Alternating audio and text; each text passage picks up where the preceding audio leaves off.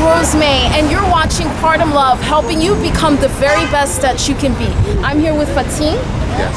How are you? I'm good. The weather's perfect, isn't yes, it? Beautiful Perfect. day. Beautiful day. So, talk to us about the hardship you've been through, being under 18 and on the streets and having to fend for yourself and support yourself and provide for yourself. Talk to us a little bit about that and how you got through it. Well, I mean, when it first happened, absolutely I was distraught because that's something a parent per se, let's not even put gender to it, a parent is never supposed to do to their child, you know? So I was... You got thrown out. Yeah, absolutely, like back to back. How old were you when they threw you out? I was 15 years old. I had just turned 15. Just turned 15. And as shocking as it was, something in the back of my head told me, you know, just don't give up. Like, it was something telling me, like, you're gonna come back from this, don't give up, just keep trying. And as I mentioned before to you, I had 6 brothers and sisters, so they were all watching this as an example of like what not to do and what could happen if they followed the path that I was doing. So they didn't get kicked out, no, but you got just kicked me. out. Yeah. Why do you think your parents threw you out? Is it because of your behavior? Well, it was mostly because I came from a Christian home. My mother's an African woman from New Guinea. She's very Christian, and at the time I wasn't able to conform to a lot of things. And one thing I didn't understand growing up was the concept of God. So I went at a very young age. I'm doing this at 14, 13 years old, studying the Bible, like wondering why things are, and I started asking questions. And my mother didn't like these questions, and the first thing she came about was, you have the devil in your body.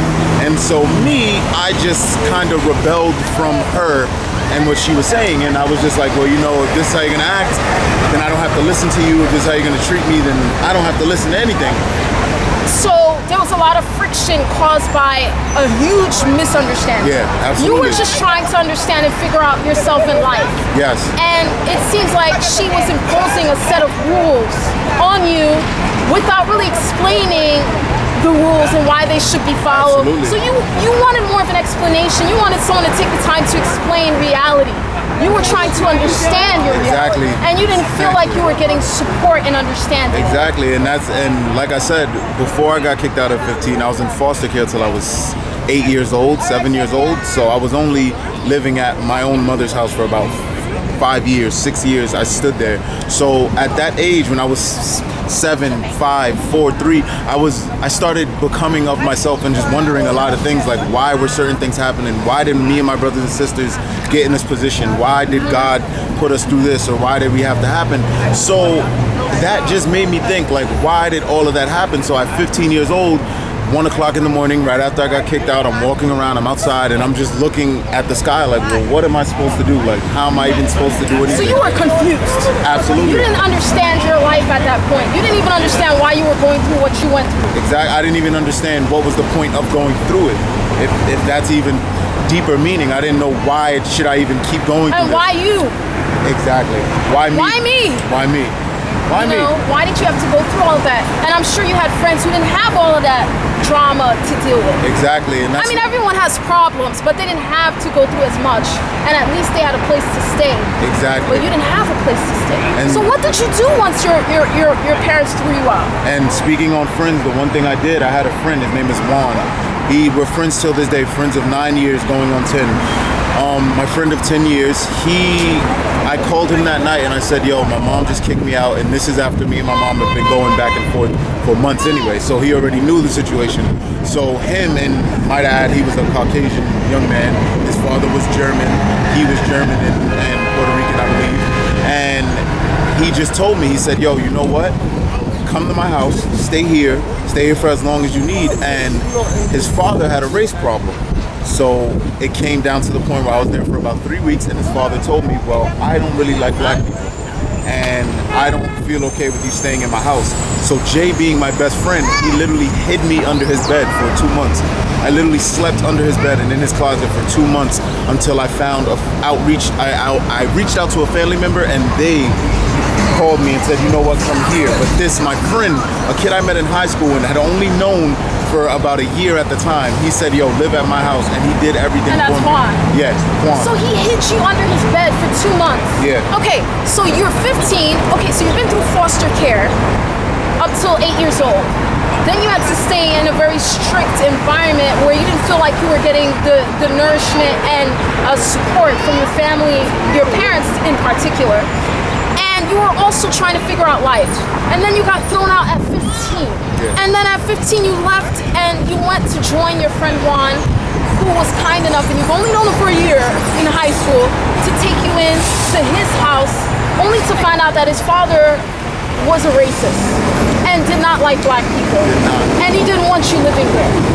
He didn't mind you visiting, but he didn't want you to stay there. Yeah. So Juan hid you under his bed. So you slept under his bed when you weren't out and about or in school. You just came only to sleep, basically. Sleep, exactly. Under his bed. Yep. And he would sneak you in the house. Yep, sneak me in the house. At night? In the daytime, his father would work in the day and come home around 5 or 6 o'clock. So after school, he would sneak me in the house and around Before 5. Yeah, and then when his father was expected to come home, he would say, yo, go under the bed. And I would hide under there till about 8 o'clock till his dad fell asleep. And then I would come out and, you know, like we chill, we play video games. And you were scared sometimes. You were living in fear. Exactly. What I was afraid of was the situations outside of that home, on the streets. My father, he's in jail for life. My uncles, most of them are dead. So I understood the streets at a very young age, and that I did not want to be out there. I did not want to be in the streets at nighttime because I knew what happened. I knew what went on, and it wasn't a good environment. It's not a good environment to be out on the street late at night. Exactly, and I know the path that would have me follow. I know the things that would bring for me if I was out there. You know, F the people that's out there, I would know what it would do to me. I would become in a very dark place, even though I have visited that place. Yes. I've been there. I've literally, after his father kicked me out and my family member kicked me out right after that, I didn't have anywhere to go. So wait, his father ultimately found out that you were living there? Yeah. From the lack of What happened? From the lack of food. He knew that food was lower than it was supposed to be. So he started asking, like, who's eating all this extra food? Why is there less milk than there should be for 3 people living in a household? And then one day he came in the room and he stood there for about an hour or so, and he noticed that my clothes were there, my sneakers were there, and he's like, this is not your stuff, Jay. Whose stuff is this? And then he just told me to come from out under the bed. And after that, his dad said, yo, you have to go. He's like, I don't know how long you've been doing this, but you have to leave. And so you only stayed for 2 months? I stayed for the total of about 6 months. But in the last... Living, for the most part, under his bed? Yeah. Did your parents know where you were? If she ever does watch this video, Ma, I love you, but I'm gonna be truthful here. She asked me where I was at one point, but only because things were going on in the house where she needed money from, you know, public assistance and all this stuff. So she said, I don't know where you are, I don't care what you're doing, just make sure that you're here when the HRA, you know, the public assistance people come to check on us. I had to be there for that, and that's all she cared about. So she didn't care about whether you were getting proper shelter, you were in a safe environment, if you were getting fed, if you were going to school, if you were safe. She didn't ask about any of those things. No, she only made sure I was there for one day of that actual month, and then that was it. That was it. Like, and then she'd be like, okay, you can leave now. And she wanted you to leave. Yeah, she did not want me there. And she didn't give you an option. No. She didn't say, well, you either do this and you stay here. No, it was just get out my house. You can no longer live here. Okay, so when your friend Juan, his father, about 6 months after living with him, under his bed for the most part, and sharing some of the household food, he found out you were living there. You left that day, right? Yeah, I left that night. What happened? You left that night. It was in the middle of the night. He found out. It was in the middle of the night. So what did you do in the middle of the night out on the street? How old were you? You were still 15. Around this time, I had just turned 16. So this was maybe a month or 2 after my birthday. You're still young. Exactly. What was going on in your mind? You must have been scared and worried about your life and your well-being. In the middle of the night being thrown out? And this is an honest thought, and this is for anybody who's having these thoughts and going through hardships in life. That night, I thought about going up to his roof and just like killing myself. That's literally the only thing I thought, because my mother didn't want me, his father wouldn't allow me there, I didn't have any family to really speak to, so the first thing that came to my mind was suicide. But when I went to go to his roof, it was locked. And this door was never ever locked. But this one night, this door happened to be thinking about committing suicide, exactly. The door was locked. Locked tight, couldn't even budge. So you were planning on jumping off the roof. But that one night doing it, it was locked It for the was first locked. time. Tight. Wow. I thank God that you're here. Yeah. I thank God that you're here. What would you say to someone who's going through a hard time with no place to live right now and very young and feeling like the way you felt, like they wanted to give up? That's it. I don't know if I can do this thing called life anymore. What would you say to someone like that? I would tell them, just think about all your options. Let your options weigh out. Don't always, life is the greatest gift you can receive, because you can make life, you can enjoy it, you can be happy, you can be sad. It's all part of the roller coaster that we call life. Sometimes you're gonna have your ups, and then there's gonna be a drop and a point where you feel like you don't want to be here anymore, you don't want to live. But you have to wait for the roller coaster to rise again. Get your rise back, find something to make you happy, whether it's just walking outside and getting a breath of fresh air, or going to sit in the park by the trees. Any small thing will make life more worthy of living. Yes. Don't focus on the big problems, focus on the little happiness, you know? The little things in life. Don't forget about that. Exactly. Okay. And you don't want to forget about all of your problems. You want to do what you can to improve your situation. Exactly. But whatever you can't control, just try to make the best of it. Yeah, absolutely. So you got thrown out by his father, who didn't want you there because you were simply black. That was his only reason. Wow. So you got thrown out because you were black. Yes. And he didn't want a black person living in his house. So he had bad experiences. And this was in the 90s, right? No, I'm only 22. So this is in 2000. Yeah. People still think that way. It's still a thing. It haunts us, our people, every day, because it still exists and people don't think it exists, and it does. Wow. So we still have a long way to go with this. Absolutely. Wow. Talk to us about what happened after your friend Juan's father threw you out because of your color of your skin, and because he didn't want any black people in his house at all. You left that night. In the middle of the night, you're 16. What did you do? And what did you do? How did you get to where you are now? What did you do? How did you make it? So that night, after the roof door was locked and I couldn't make it up there, I went back downstairs, 3 or 4 garbage bags full of my things, and I sat in front of his building for a little while, just looking at the sky, wondering like, what's my next move? I didn't have anywhere to sleep, so I got on the train. I rode the 5 train back and forth for about maybe 6 to 7 hours till the sun started coming up. And on this train, believe it or not, on this train, one of my mom's family members was on this train. Yes. My aunt Naja, and she was like, "What are you doing? Why are you on this train?" And I said, "Well, my mom kicked me out. My friend's father kicked me out, so I have nowhere to go." And she's like, "Well, come to my house and stay with me." And I stood there for about 2 years until I got myself together and enough to get my own apartment. And I moved on from there. So about 18, I moved out and I moved upstate to Albany. And then that's when I started figuring life out. And the only way I've been making it so far is literally I meditate a lot. I reflect on my life a lot and why God has put me through the things he's put me through and the path he's put me on and why he's having me learn these specific lessons. And I know I'm chosen for great things. I know something good is supposed to come out of all the pain I've been through. And that's what's been keeping me carrying on. Yes. All right. So you believe that the best is yet to come for you. Absolutely. Yes. And there's so much more to you in your life than you know right now.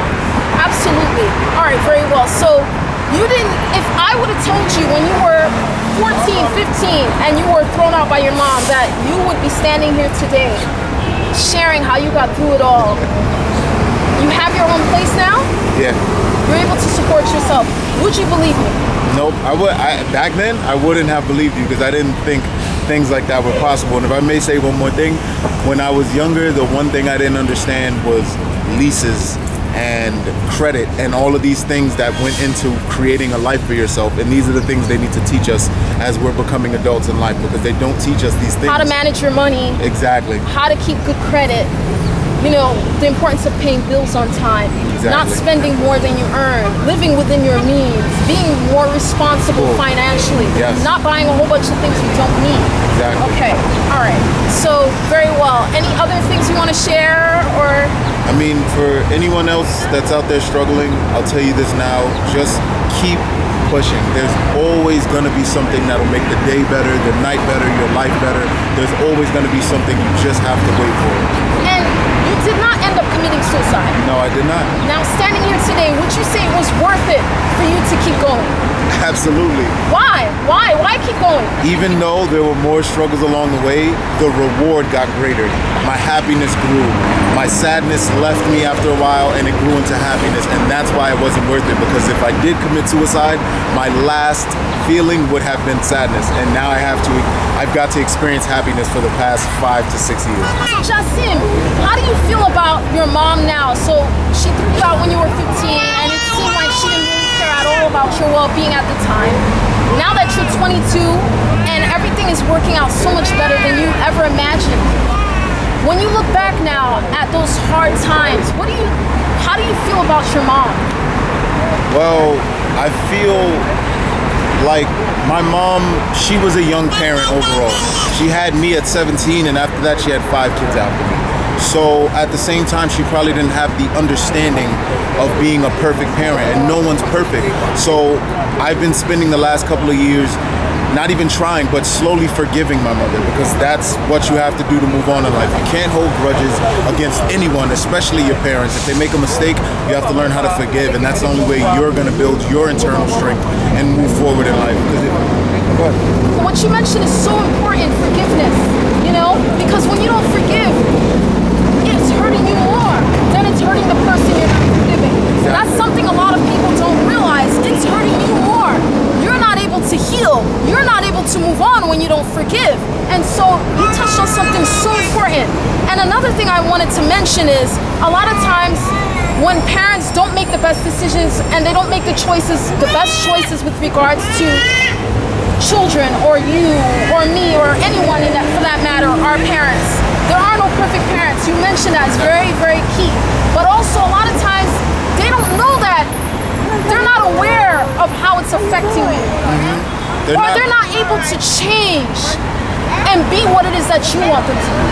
Exactly. They're their own being. The thing I learned in this life, especially in my 22 years of being alive, is you can't blame a living thing for its nature. Just how a bird flies and a tiger chases gazelles, people have a nature. Your parents have a nature. You cannot blame them for their nature. If they are a certain way, then you have to deal with it and find ways to compromise. Exactly, compromise. Perhaps to work to be more understanding of each other's nature and personality. And that's the only reason me and my mom are getting along currently, is because. So you are getting along now. Yes, absolutely. I'm actually going to take True over there to see my mother now. Right now? Yeah. Okay. And she, as I'm becoming more understanding of her, like I said, she had kids at a very young age, and that's me and her talking a lot. I understood that as we spoke, and she said, I didn't know how to handle you. You were my first son, and I was a woman, and I didn't know how to handle a child. Your father was in jail, so I didn't know how to come at you. You were growing up, your voice got bassy, you got big, and you were just like and you probably seemed really aggressive to her and out of control. All that testosterone in a young boy, and I finally understood, and it took me to have a son to understand no parent is perfect, because I had made some mistakes in the subject of parenting that some people would think a little unsavory. But like I said, no parent is perfect. You learn from your mistakes, trial and error, and once you forgive somebody or somebody forgives you, you're able to grow with that person and move forward in your life. And it takes a load off. Literally, it's like a weight. Shoulders. A grudge is like a weight. It's like a heavy book bag when you have a grudge on somebody. But once you let it go, it's literally, you're free of that emotional strain. You're free of that emotional restraint.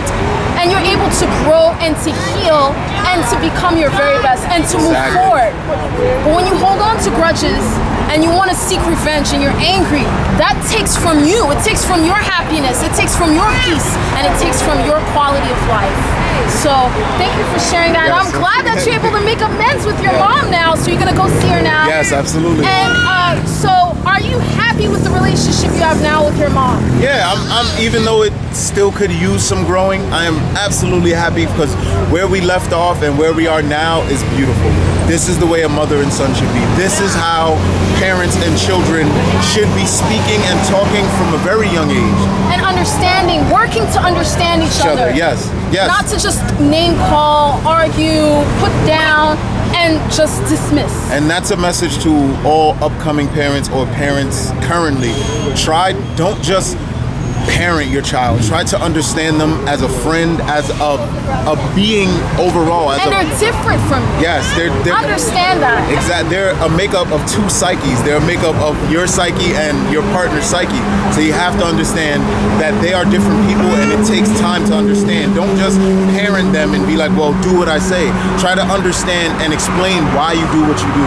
And trust me, it'll make for a better child-parent relationship in the end. Very well. So, you found love. Yes. You found love. And we've got True sitting here. You can't see him, but so you did end up finding love as well. Not only did you manage to become financially independent, you're standing on your 2 feet, you're able to support yourself, but you're also able to support your significant other and your baby boy. Yes. How old is he? He's 1 year old. 1. Okay, so things got a whole lot better for you. Yes. And Yes. you're making her smile. I can see you smile as she's standing right by you. How does it feel for, and how old are you now again? 22? I'm 22. Could you imagine your life would have gotten so much better like the way it is now? That you would have a family of your own and that you'd be smiling the way you're smiling right now. If I told you this would happen, would you have believed me 10 years ago? Or 5 years ago? I would not have believed you simply because the fact I was in love with Annalise since a very young age. I've been in love with her since about, let's say, not 10 years old, 11 years old. I had saw her and there was this light, if you could even believe that. There was a light surrounding her.